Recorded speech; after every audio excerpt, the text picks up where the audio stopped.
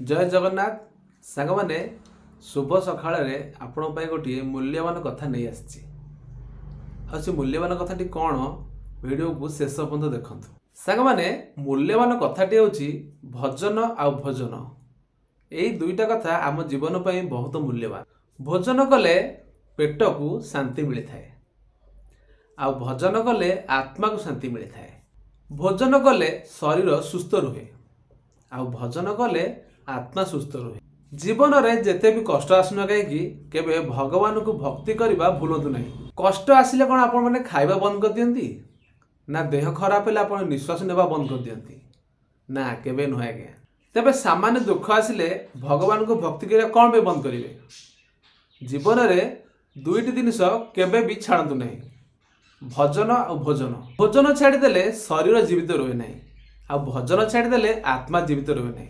तेणु सांग मैंने आम मानक सुखी जीवन पर यही दुईटी जिनिस बहुत मूल्यवान अटे।